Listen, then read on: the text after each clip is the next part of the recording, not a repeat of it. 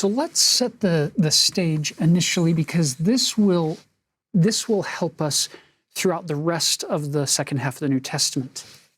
You have various groups of people.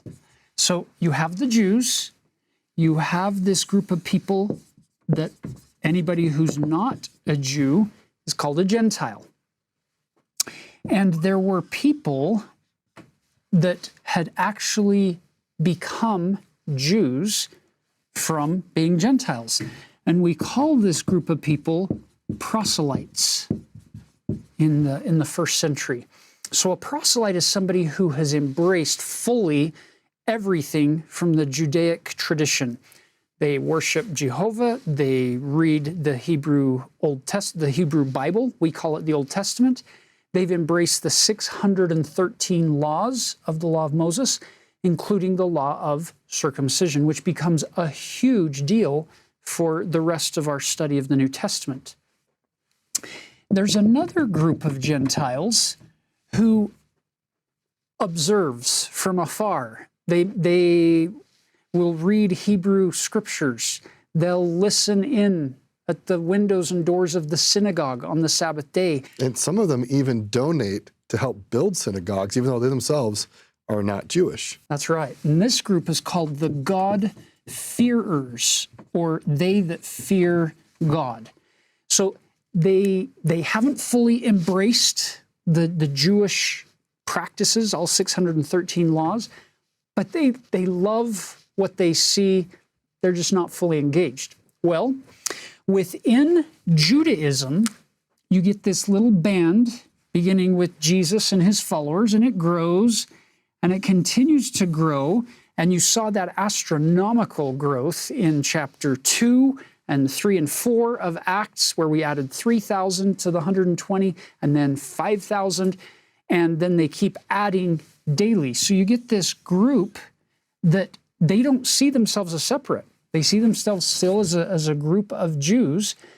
And it's in these chapters where the leadership of the Jewish people kind of push them out of Judaism, and they become these Christians. So we're going to write them over here. You get this group called the Christians. Now, keep in mind, for the first, 8, 9, 10 years, we don't know for sure, but for many years, all of the converts to Christianity have come from the ranks of the Jews. So this group, we would call them converts. Well, within the group of Christians, there's this group called the Judaizers, or the name you're going to see come up over and over in these chapters and subsequent chapters is they of the circumcision. It's Jewish Christians who insist that any Gentile who wants to become a Christian has to first become a proselyte.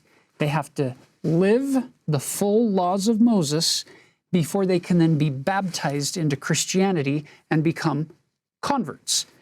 Well, we're going to see a whole group of people come into the Christian faith in these chapters who never became Jews first.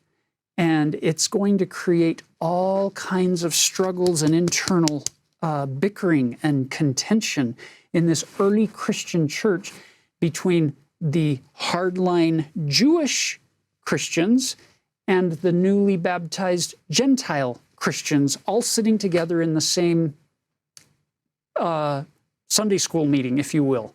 They all love God. They all want to serve him. And by tradition, for centuries, the way that you would mark yourself as a Jewish man, that you were part of the faith, was through circumcision. And you can see that these individuals, they're very motivated to help people demonstrate that they truly are faithful to God. And so you have tradition bumping up against new realities, these Gentiles. And we'll see as we get to Acts 15 that church leaders spent time discussing this and enacted what I would say is inspired policy to say that the Gentiles are not required to become Jewish first in order to become followers of Jesus Christ.